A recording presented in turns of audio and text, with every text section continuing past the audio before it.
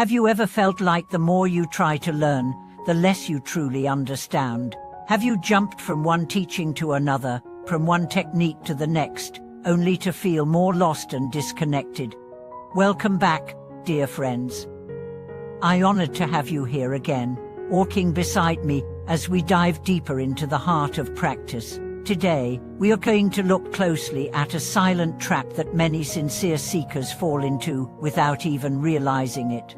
It's the illusion of progress through accumulation, the belief that the more teachings you study, the more spiritual groups you join, the more retreats you attend, the closer you'll get to awakening. But the truth is often the opposite. Because in the Dharma, more is not always better.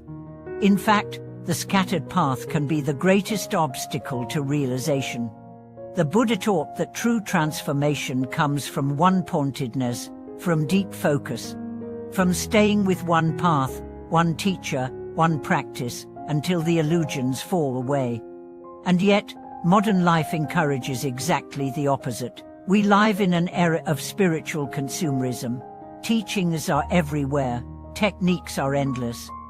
The moment one path gets difficult, another appears with promises of faster progress, easier methods, more excitement.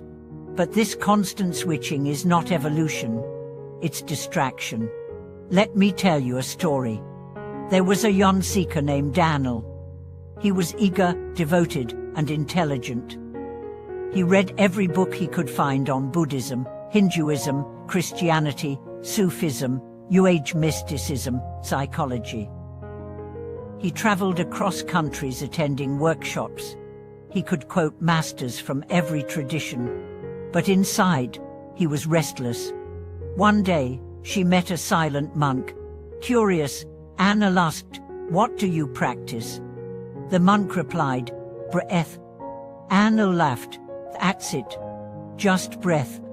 The monk nodded. "One breath, for 30 years. Anna couldn't believe it. But there was a stillness in the monk's presence that no book could offer, a peace that Anna had never known, despite all her searching. That day, Anna began to understand. Depth, not variety, leads to truth. The Buddha called this one-pointedness of mind. A mind not scattered in 1,000 directions, but rooted like a mountain. Because here's what happens when your practice is shallow. You skim the surface of everything and master nothing. You chase peak experiences, but lack stability. You gather information, but miss transformation. You know the words, but not the silence behind them. You speak of emptiness, but are full of confusion. And most dangerously, you think you're progressing when you're actually circling. Real practice doesn't look flashy.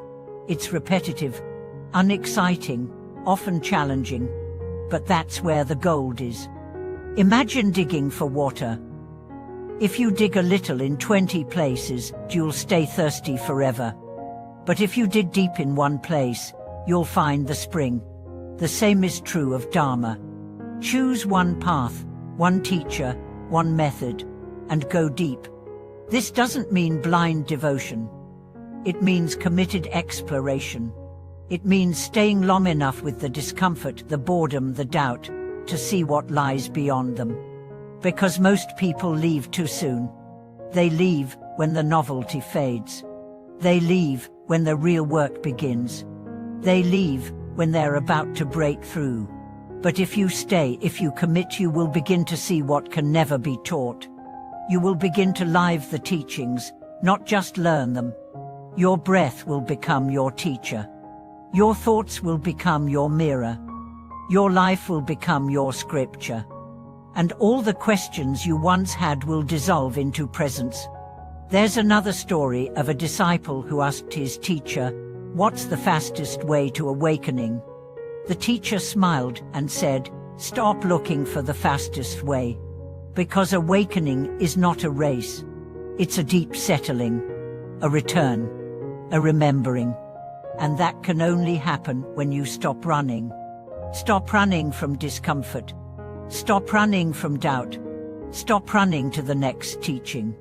Turn around, sit down, go in, Yes, it will be hard. Yes, you will feel lost. Yes, you will want to quit. But that's the path. That's how it works. And in those moments of stillness, of perseverance, of simplicity, you'll find a doorway, not to something new, but to something eternal. You'll find yourself. So if you've been feeling stuck in your practice, ask yourself, am I going too wide instead of deep? Am I using new teachings to avoid facing myself? Am I mistaking stimulation for transformation? And if the answer is yes, don't blame yourself. Just return. Pick one practice and stay. Whether it's mindfulness of breath, or chanting a single mantra, or contemplating impermanence. Whatever it is, make it your home.